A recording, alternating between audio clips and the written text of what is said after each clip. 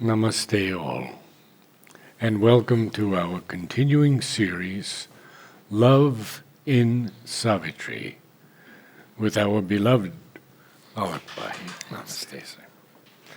We are on page 51, and the phrase, which is here, the sweetness of a love that knows not death. That was certainly Mother for me. Mm-hmm. And we can read from several lines above on page 50. We can start from and page 50. Maybe just a little background because Yes. So in Savitri we have Ashupati's yoga, we have Savitri's yoga, and also the yoga of the earth. Yes. Yoga of the earth in its ascension towards the supreme. So, earth is a very special field created for a certain work of the divine. So, though if you see the material universe, it's not even a speck. But if you look at in terms of the work that is going on upon earth, it is something unique. Perhaps it is this intuition which at some point of time took the approach of, or it inspired the geocentric view, where people saw the earth as the center. Well, it's not the material center, that's for sure. But there is something happening here which is unique and unprecedented. And not in other planets. Not in other planets. Worlds. There are beings on other planets. The mother has confirmed that. And she said they were but not an evolutionary process. So she has said yes. There are beings on other planets. And this is something which people have experienced also in yoga. But they are not, they may be intelligent beings, but one is the development of intellect and intelligence.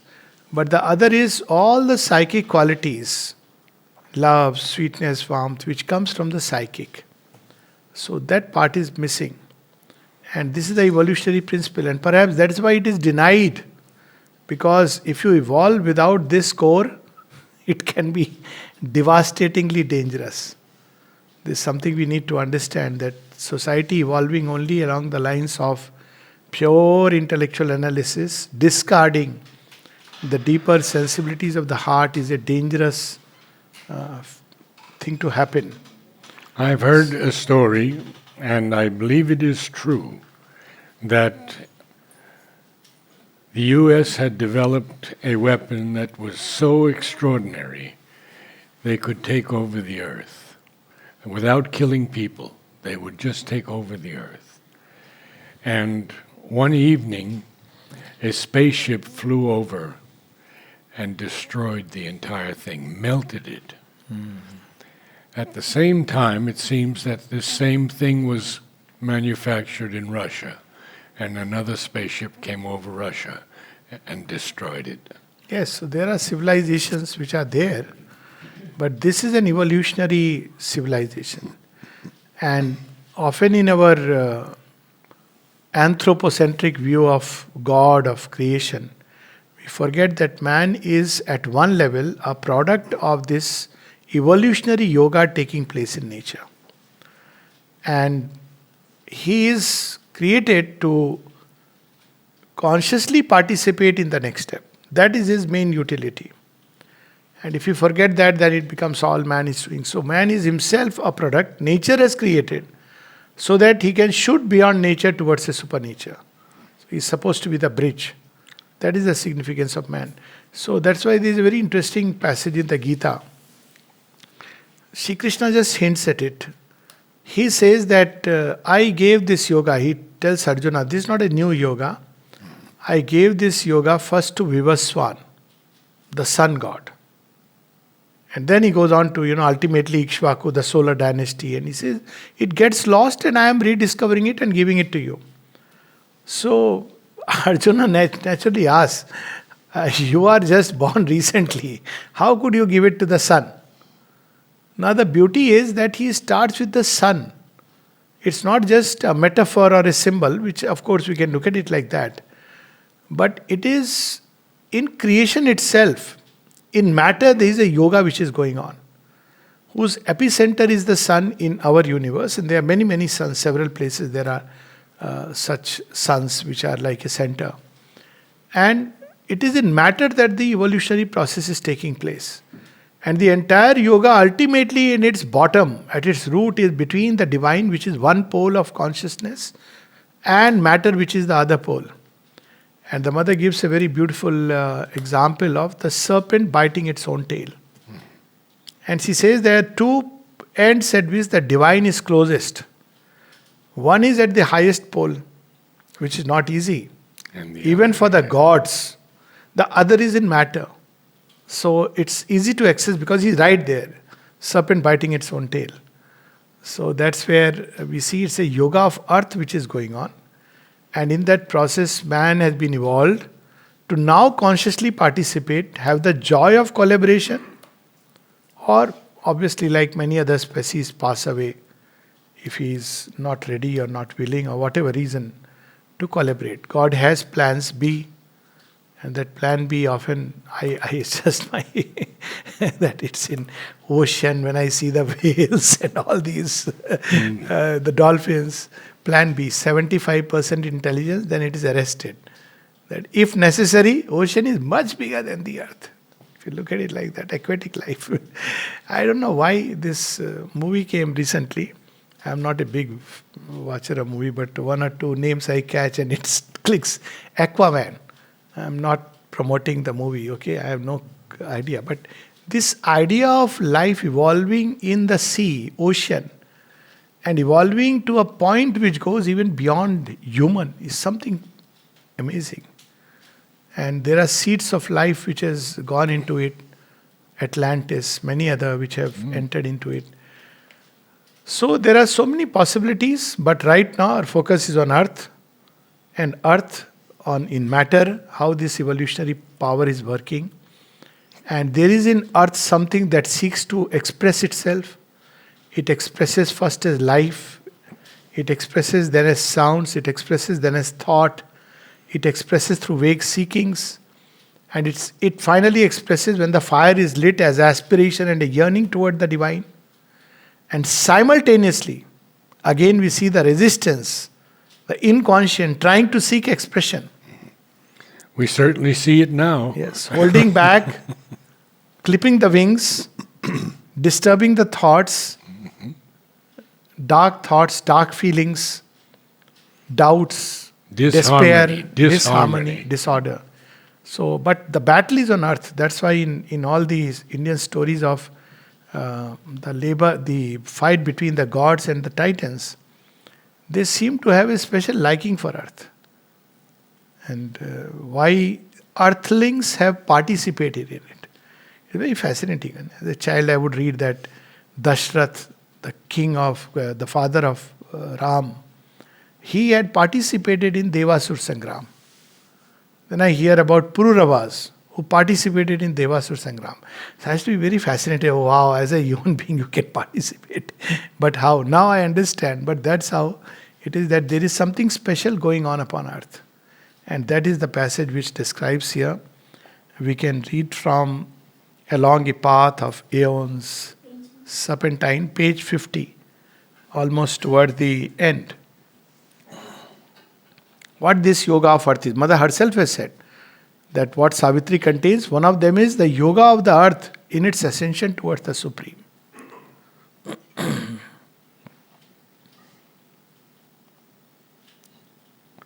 Where shall I begin? Along a Path of Aeons, Serpentine, somewhere.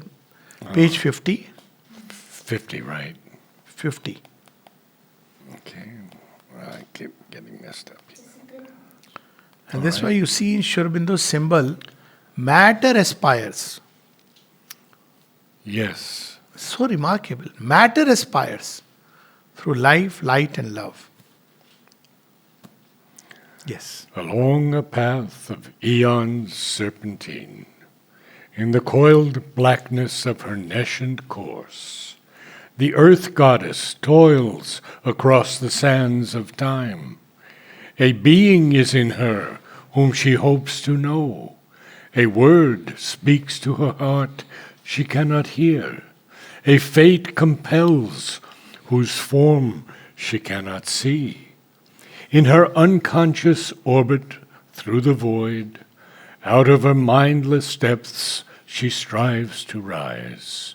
A perilous life her gain, a struggling joy, a thought that can conceive but hardly knows, arises slowly in her and creates the idea, the speech that labels more than it lights, a trembling gladness that is less than bliss, invades from all this beauty that must die. This is so beautiful. Alarmed by the sorrow dragging at her feet, and conscious of the high things not yet won, ever she nurses in her sleepless breast an inward urge that takes from her rest and peace. Ignorant and weary and invincible, she seeks through the soul's war and quivering pain the pure perfection her marred nature needs, a breath of Godhead on her stone and mire. Shall we stop there for a moment? Okay. Yeah. So, so many stories rush through my mind. Yeah. So, in Indian thought, even in the Assumption of Virgin Mary, and the feast of, which is on Feast of the Assumption, which is on 15th August. 15th August, yes. It is about the divinization of matter. And the virgin birth is itself a sign. If matter could be pure, divine can be born in it, literally. So it's not through the normal process. So there are symbolic stories in every culture, but in Indian thought they are so explicitly described. Shiva and Parvati. Parvati is the divine mother who is born as daughter of the mountains. Mountains is the highest in terms of material creation. They represent aspiration in the material creation. In the entire Kundalini Yoga, the first form of divine mother is Shail Bala. She is again daughter of, in the rock solid matter, she is born as the divine energy. We have the same hint again in the story of Ramayana. Rama is the divine soul and Sita is Bhumija, daughter of the earth. She is literally brought out from the earth. And if the two could unite permanently, there would be a Ramraj, divine life upon earth.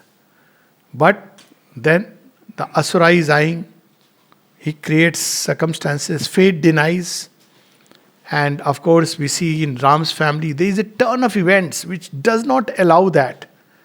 Even when she comes back, because it's the Asura has a long stamp on earth nature, which is what Sita represents.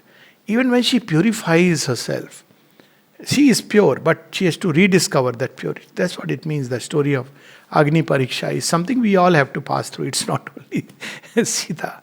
The test of purification. Even when she succeeds in doing that, collective life is not ready. It cannot believe that you can be with Asura and yet remain pure. So again she has to go back. She has to grow up in the ashram of Valmiki. And when she comes back, she again goes back to earth. So it's a very interesting story. At one level, it's a tragedy. If you look at it, I mean, it's one of the greatest tragedies that the two joined and could not join. And yet, Ramayana continues to inspire generations after generations, as if the aspiration has gone deep into the human psyche. So the rishis sowed this aspiration in such a marvelous way. It's a story. But it has such a deep impact upon the human psyche that at least takes step by step. It's a process. And then of course we see that dream of is fulfilled. Now same with Krishna and Radha, of course. They did not even try this. They knew very well.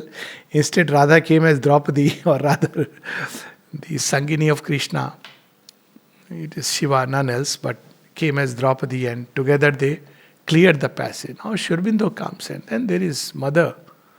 And so beautifully we see they're coming together. That's why now we understand why the Mother says, tangible sign.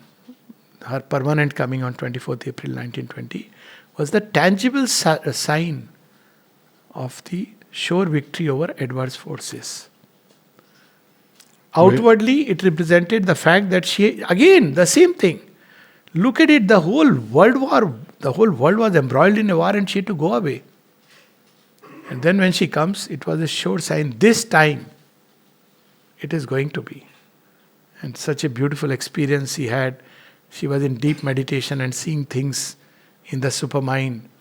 And she asked Sri Aurobindo without uttering a word, will it be this time? Now you see, sometimes what is significant thing is this time. Yes. Several lives in several forms they have tried this. Will it be this time? And Sri Aurobindo says yes, and the supermind touches the earth. People ask, how can I understand Mother and Sri Aurobindo? They are different. They are not different. What does she say? Without him, I exist not. Without me, he is unmanifest. Whoa. I don't know, I have always felt that they are one in every which way. Absolutely, absolutely. Yes, the expression would be, and that is required because they complement each other so perfectly. Yes. Perfectly complement each other. But if you see otherwise, the basic aspiration, the teaching, everything, absolutely same. But when they offered But the... in a different way, she approaches in a different approach. Yes, yes. And as Sri Aurobindo comes right from there, from the Himalayan peak, so sometimes I use this analogy. I say Sri Aurobindo is the Himalaya and the mother is the Ganges that flows from the highest source. And not just the Ganges has come from far above, but she seems to flow from the Himalayas and makes the land fertile, the human soil fertile, for a mighty civilization, the new race, to spring up around it. We can't drink the Himalaya. Himalaya is so vast, so pure, so majestic. One can try to scale it, but even if you scale the Himalayas, she is the one who brings that love, that light, that life of the Himalayas flows through into the earth. So much so that she takes into herself all the mud and eventually enters into the inconscient, the sea. Even in the story of Ganges, the Ganga, she enters into the subconscient. That's how she becomes Patal Ganga, to purify. So it's such a beautiful story that Sri Aurobindo is the majestic Himalaya where he moves from one peak to another. But the mother, she connects all of them and connects earthly life to that majestic source. They are absolutely one. So this is about the yoga of the earth. And the expressions are so wonderful. Along a path of aeons, serpentine. Serpentine, is that the... I keep serpentine. I say serpentine. Well, but yeah, so okay. So serpentine, it's very interesting. The evolutionary process is not a straight line, neither in an individual nor in a collective. And this is very disheartening many times to people in their individual yoga. That why is it, after having such beautiful experiences, why is it that suddenly we enter into a different state altogether? And it is by nature serpentine because time has two movements. One is the straight movement, linear. That's how we understand. But time also is a cyclic movement where a particular movement returns and returns. Why? Because something is incomplete. So that's why the serpentine movement. Here, serpentine is not just this way, also chasing itself, and it comes back because there is something which is not finished, which is not done perfectly, which lacks. And in individual yoga, it is so true. We come back because something has been left undone, so you have to do it. You can't just, it's not like, okay, leave bag and baggage, and that's a sannyasi's rasta, but not for the seekers after perfection. So, aeons, serpentine, in the coiled blackness of a nescient course. And this, of course, is in the image of Anant Nag, which is the image of the great serpent of time, on whose bed Vishnu, the upholder of the world, creation is resting. And by his side is goddess Lakshmi, who has to harmonize this creation. She's a goddess of harmony and beauty. And this, as it coils up, earth is right on top of the serpent's head.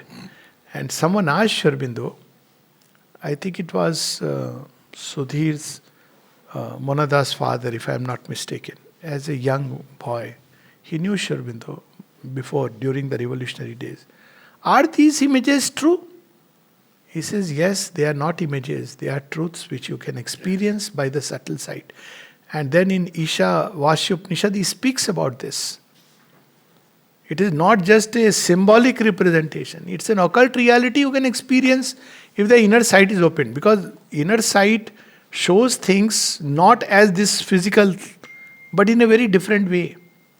So across this image of serpentine movement, coiled out of the black void, it is arising up, reminds of that. That's why there are pralayas. The earth goddess toils across the sands of time. Sands of time. I mean, who can write like What this? an image. And earth goddess. So I keep saying people that now, people speak about care of earth and, sometimes save this planet and all this is happening. Now, in India, the method was different. And I somehow feel more deeply connected with that method, not just because of being Indian, but if you are psychically sensitive and awake, we grew up with this idea that earth is mother. So when we woke up, I'm sure many probably will connect. First thing that was taught to me is not pray to God or not. First thing is touch the mother earth before you come out of the bed. You touch and do this. So you have worshipped her.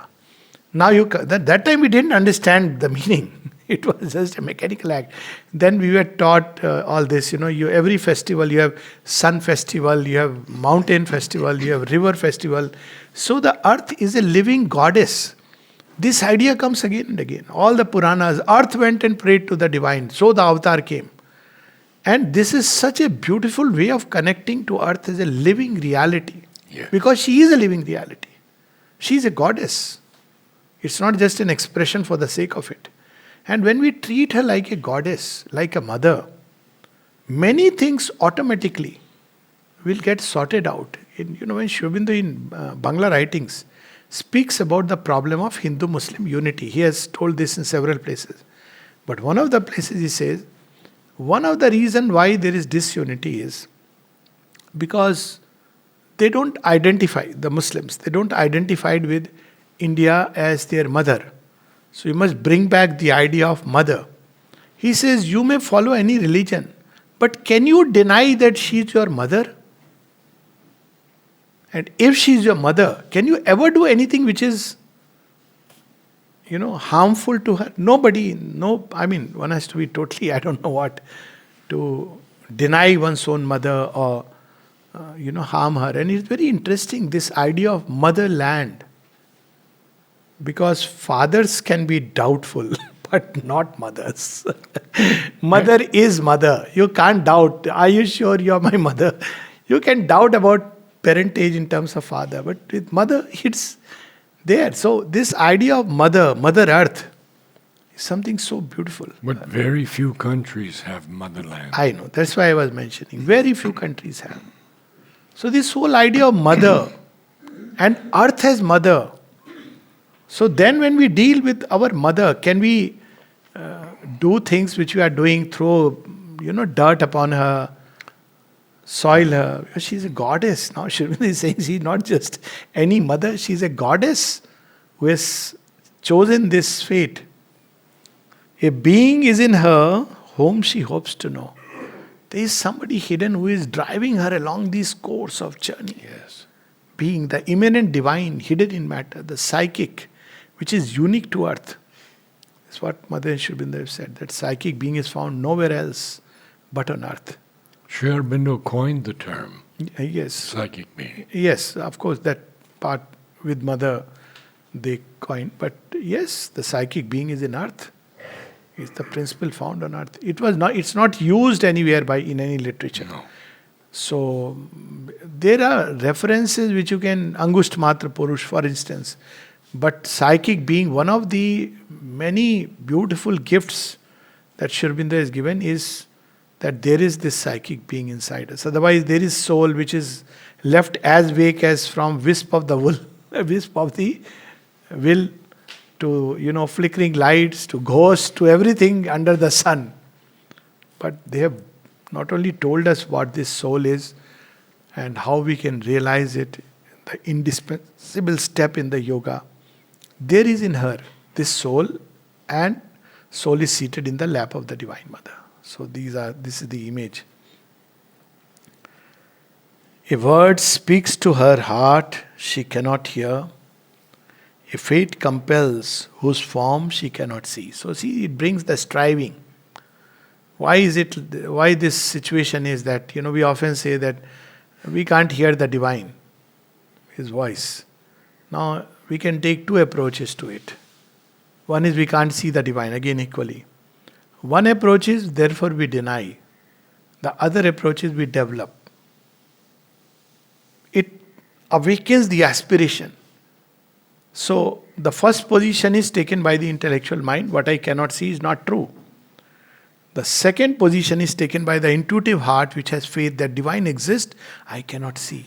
This is my limitation. I must outgrow this limitation. So that's how the earth also seeks to see, to experience, to receive the divine touch. And sometimes I wonder, when I read these, even in the first canto, there is the description, the prostrate soil bore the awakening ray. What earth must have felt when Mother and Sri Aurobindo were born, and first time they would have put their feet upon earth. What it must have felt, the thrill go through it.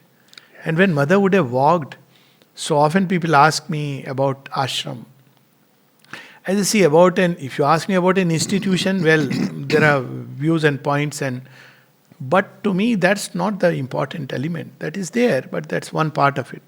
To me, what is important is that the Mother put her feet upon this soil, and Sri Aurobindo, this stamp will remain forever. Do whatever you may. Institutions will go through ups and downs. It's an evolutionary process, individual and collective. But this you can never erase. But they asked me, why did you join? I said, see, for me it's very simple. I came here only because Mother and Sri Aurobindo lived here, nothing else. All the rest is that feeling that when you walk through, they walked here. This earth feels that touch. It's deeply embedded. Whatever you may do, you may redo the roads, you may cover it up. People have done Sri Aurobindo's footsteps. I feel so foolish. In Sarnath, people were sensitive, not Sarnath, in Bodh Gaya. They were sensible enough to keep Buddha's steps on. There was a path passage on which he walked. They've kept his steps. But anyways, their deep imprint is embedded inside. That you cannot ever remove. So that is something so beautiful. How the Mother Earth would have felt when the divine places his feet. Something she must have felt, stirred, woken up in matter. So even if nobody knew, the work would be done. In her unconscious orbit through the void, out of her mindless depths, she strives to rise, a perilous life again, a struggling joy. All these struggles are given to actually hasten the evolutionary process, to equip us, that when we reach there, we can receive what is being given to us. That's why we again and again come back. In fact, that is the sign of being human. I sometimes feel the real test of a human being is when there is a crisis. Break down because life is not comfortable. Life is struggle. Everybody thinks my life is only struggle. So, no, I'm not pointing towards myself saying my. But everybody believes their life is full of struggle. Go around. Life is, and why worry about this struggle? It's not struggle, it's a challenge. And if it is struggle, so what? When a struggle is given, it is given because the divine knows we have the strength to overcome it. And he gives us that strength. We have to stay with that. And that's the sign of manhood, of nobility. That's what I draw my inspiration. If you read the Ramayana, Mother and Sri Aurobindo's life, the life of Pandavas, how these great ones. Now we have only, Bollywood heroes. They are fortunately now out of the loop. But heroes whose life is all cushy. It's not like that. Heroism grows when we face the challenges. So there is this idea of struggle. But Yes. we are never given more than we can take. Yes, we are never given more than we can take, and we are never given more than we are ready Yes. to receive. It works both ways. The challenge is never more than what we can take, Yes. as well as something which is going to come, a beautiful, perilous gain, the struggling joy. We are not given that bliss until we are ready, because we will collapse under the weight of. People often say, "Arey, why doesn't divine? I want to see the divine." So It would shatter all things made, Savitri. mind will be shattered. All ideas of in which we are living in frames, they will be gone. Heart, suddenly you won't have all those constricting, limiting. Gone. Life, the little aims, the petty joys, gone. Body, God only save the body. Yes, little joy, little love, we cannot contain. That's why God made eyes, or nature made eyes. And for every little extra, joy or sorrow, they have one root. They drain out, they peep. So, So this is how the struggling joy. Because if we were given everything, all happy, happy, happy, then we will not aspire for more. That's why if you want to aspire, come to India. From the potholes to every other challenge you will have, you will grow. Now even that is gone. So going away. A thought that can conceive but hardly knows. See, this is very interesting part about, many interesting part about Sri Aurobindo. When Sri Aurobindo speaks about the divine, there are several literature where you hear about divine, Brahman, Parabrahman, Ishvara, how to realize. But if you go into the depths, you see they don't understand our everyday life and its struggles. That's my impression. You go to a great yogi, and I'm saying with all responsibility, having read through many of these literature, I have this problem, I have that problem. It's your karma. Or meditate this way, you'll find God, all problems will settle down. But it makes the entire either a nonsense of the whole thing, or passes the buck to me. Makes me feel doubly guilty. And it gives no meaning, that why through all this at the end you say, okay, you meditate. So now when we read Sri Aurobindo, he understands us so well. Yes. Sri Aurobindo at the mother, that is something, they are not just supramental being. I think they also represent that ascending human element very beautifully. Look at these lines. Is it not about us? A perilous life her gain, a struggling joy, a thought that can conceive but hardly knows, arises slowly in her and creates the idea, the speech that labels more than it lights. See how well he takes her. There is the subtle humor. Labels. So this I see sometimes talks on the supermind. There is a nice PowerPoint presentation. This is supermind. This is overmind. This is intuitive mind. This is illumined mind. Labels more than it Higher lights. mind, a label more than light. So sometimes I'm in a mood of upsetting everything. I say, see, incidentally, it's not two-dimensional, it is 4 dimensions, to say the least. So now this is very confusing, because in 4th dimension things change. They're not placed linearly. Yes. You find them interpenetrating into each other. It's a completely different experience altogether. When you have the experience of the divine or even of the soul, it upsets your entire contours, the way we place things. So here is that there is, the mind is labels. It's expert at labeling. It can write volumes. But at the end of the day, it doesn't really know.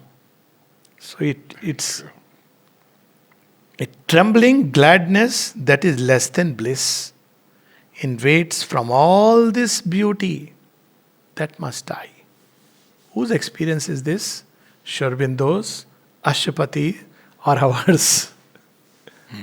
He knows us very well. So that's why I would be with a master who understands our agonies and not only tells us about the ecstasy there, but also understands our struggles.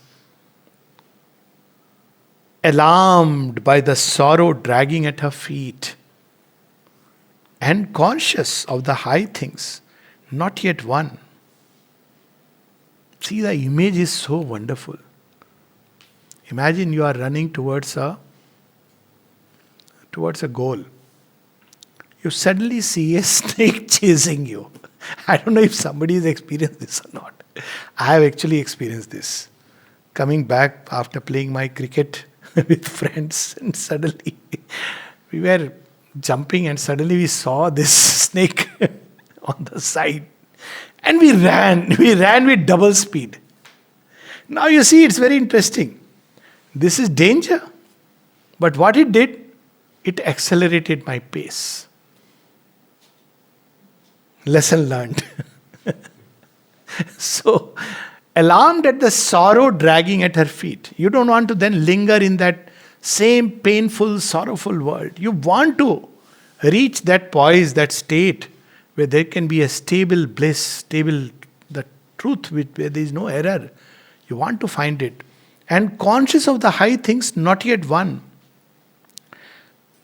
Ever she nurses in her sleepless breast an inward urge that takes from her rest and peace.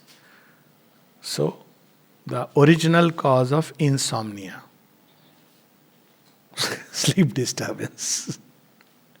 Treatment, read Savitri, listen to Savitri, and most importantly, there is a hint here. People often come, I don't feel, have a sleep problem. Okay, concentrate in the heart and think of the mother. Now, it may sound that, it is all, but just 2 days back, somebody shared with me something very beautiful. And this lady who has been in ashram since childhood. So she was sharing, now she's in her 90s. She says, that day I had a severe pain in my abdomen. And she says, then I started drawing my consciousness up and up and up. And then I went to this heart center, and I felt something very rigid, like something which is hard. But I kept on concentrating here on mother, and I just kept saying ma, ma, ma. And then the pain vanished. She was not aware of the pain, and she slept off. So she asked me in the morning, is this correct? I said, this is the ultimate remedy you have applied. Now you see, ultimately all this comes to remind us that life is still imperfect. Somebody has to tell us, God has to unfortunately do this work also, dirty job. He only reminds us life is imperfect. And then He only shows us how to make it perfect. He only plots us to move and gives us the strength to walk. And when we reach the end of the journey, or at every step, we see, Are, you are the one. So, you were chasing me, and you are the one whom I find. So, this is the experience of unity.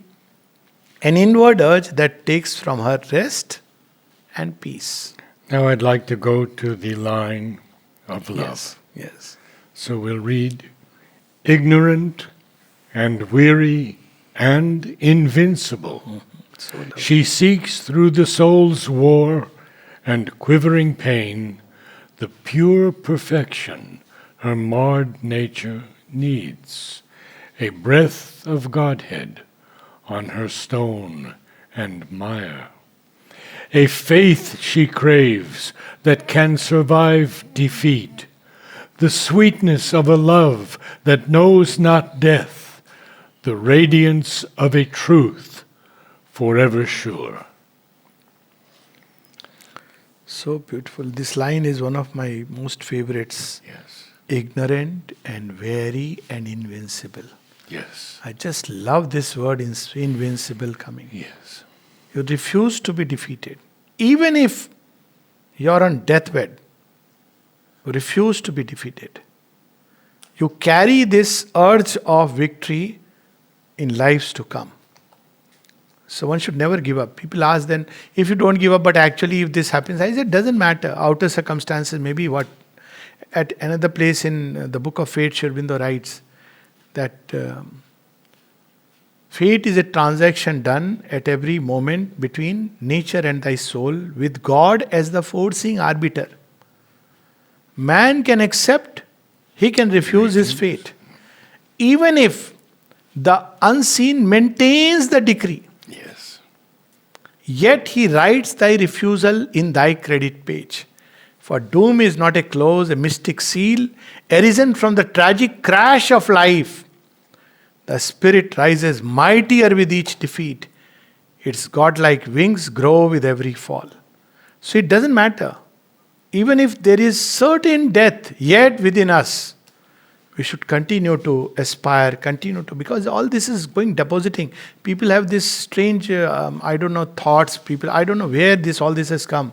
You only carry your karma. It sounds such a fatalistic doctrine.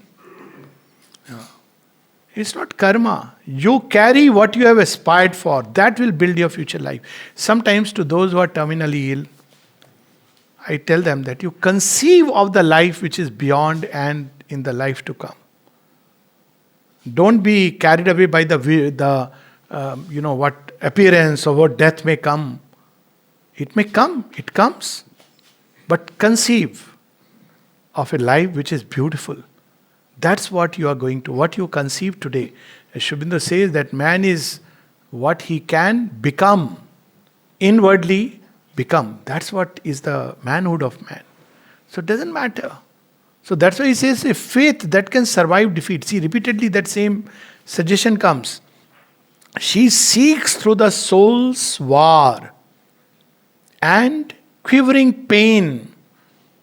What a line it is. Even when every rush of pain, not only psychological, physical. And this is embedded in the culture, as I say. When we had this so spontaneously, of course, I say, oh Ma, oh my God, oh Ma. And I can share a real personal experience of somebody who came to the ashram all the way from a remote place in Bihar. And this lady wanted to come to ashram. For 12 years she had been asking. And husband and children, Arey, why, who will take you? She had opened to mother. So she said, ek bar ashram le chalo, take me once to ashram. And okay, we'll go. Usual, we'll see. Then she developed cancer. And this cancer spread very badly. And she was on 8 tablets of painkillers, opioid painkillers, just to manage the pain. And she kept saying, take me once to ashram. Finally, she said, my God, now if we don't fulfill her wish, we'll feel guilty.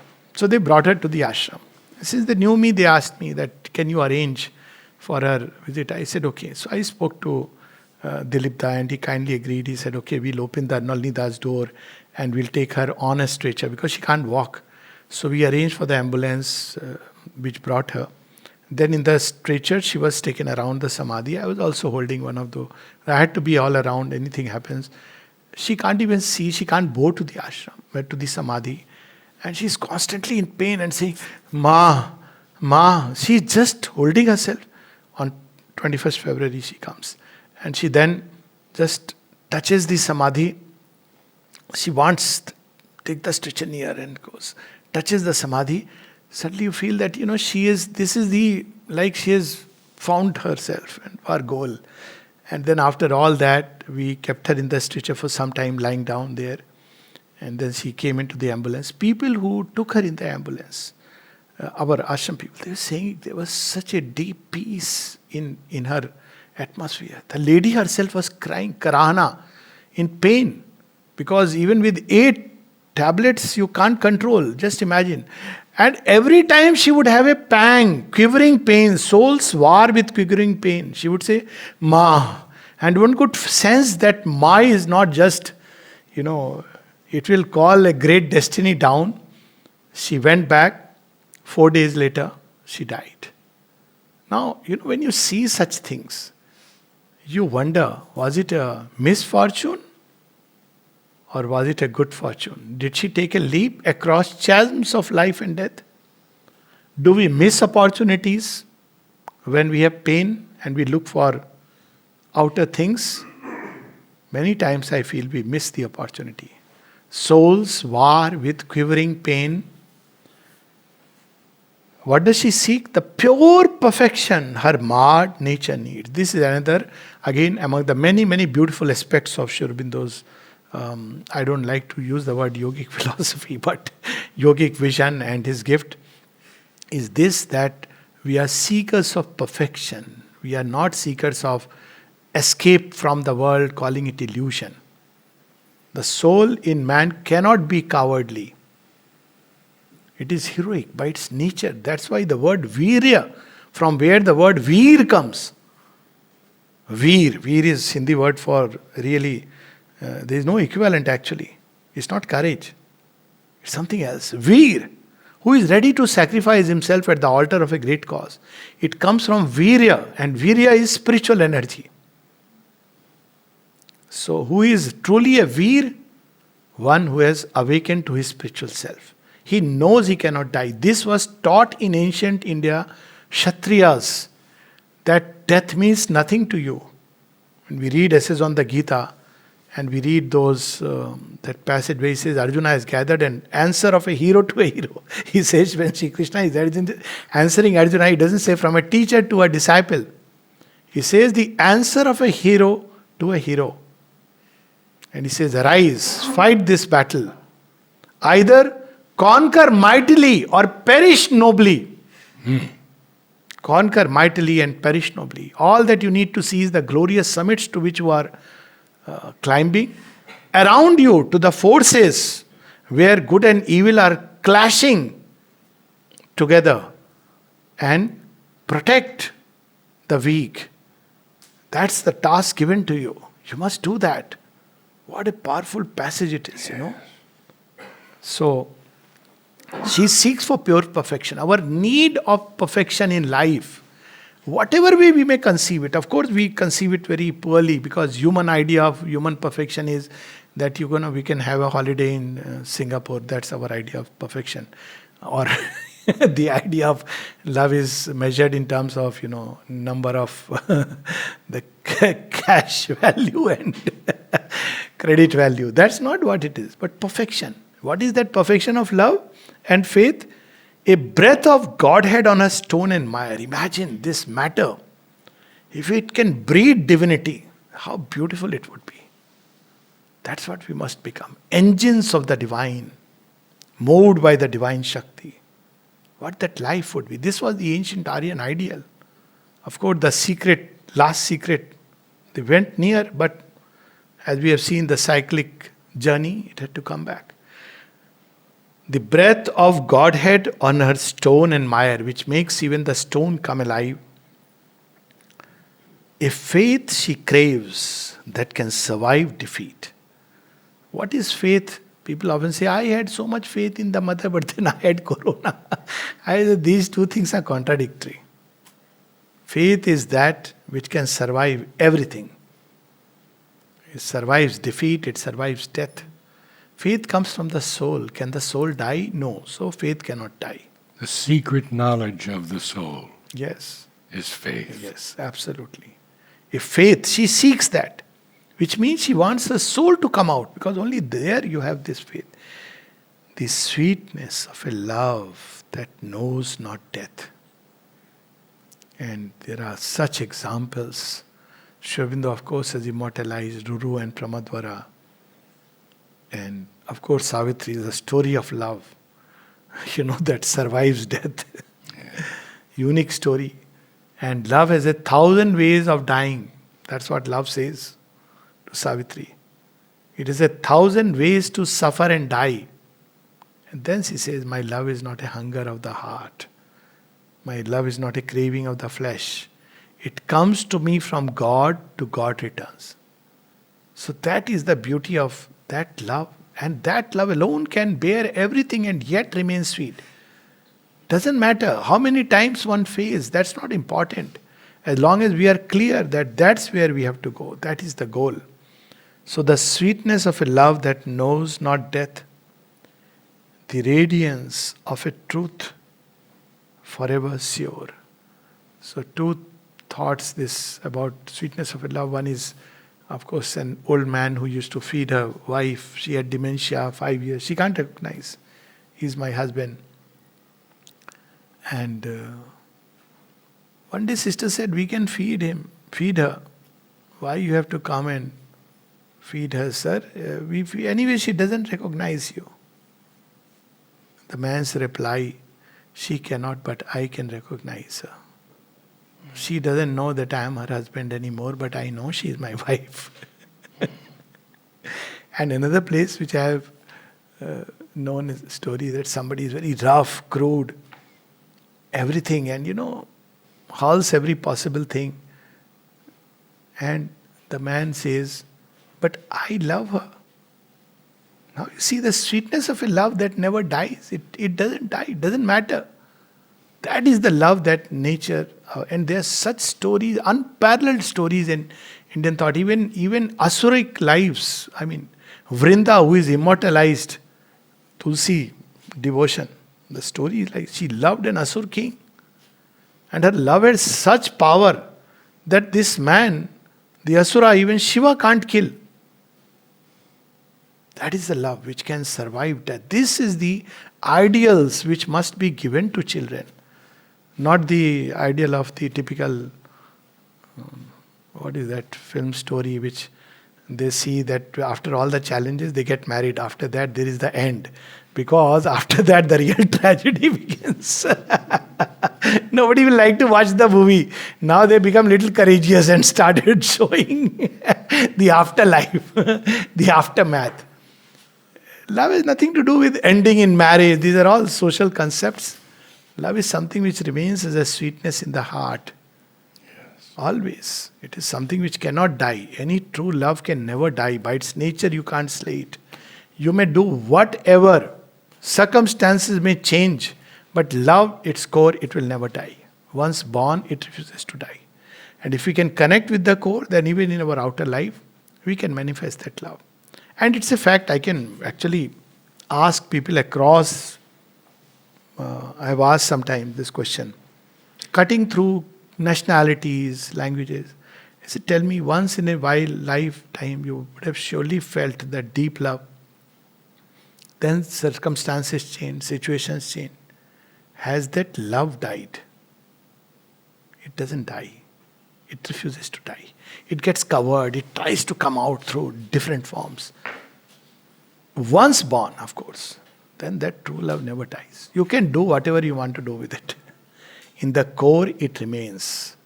And that is the beauty of love. It actually survives. So here is... So all these experiences of human nature in its human journey are beautiful experiences. They are divine moments. They are not ordinary moments. To ever experience a love which will not die, which will survive, death has gone, things have changed, people have gone to different, forms and appearances, but that love remains something very beautiful. So, the sweetness of a love that knows not death, the radiance of a truth forever sure. Yeah. Regarding love, at one place, Mother says, I think it's volume 3, whenever in a human story of love, there is the touch of the psychic, it has become beautiful. Even if that we can manifest, that love upon earth, it is something beautiful. I'd like to share the last minutes of my wife when she left her body. All through the night I chanted Om. And the nurses would come in and they would be in tears. And I was looking at Mary Helen, And there was such a peace in her. I didn't know she would speak again. And I quietly said to her, I am calling Mother and Sri Aurobindo for you. She opened her eyes.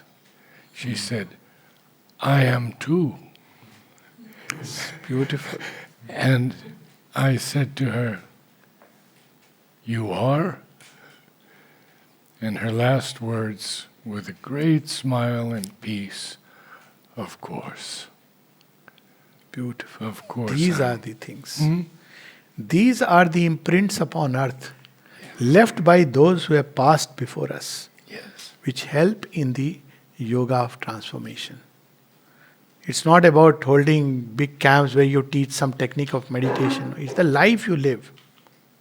Nobody may notice that. But those imprints, when we leave, are left upon earth. And it's that which helps mankind to go one step further. I think we can close with this: the sweetness of a love that never dies. Namaste all. Namaste.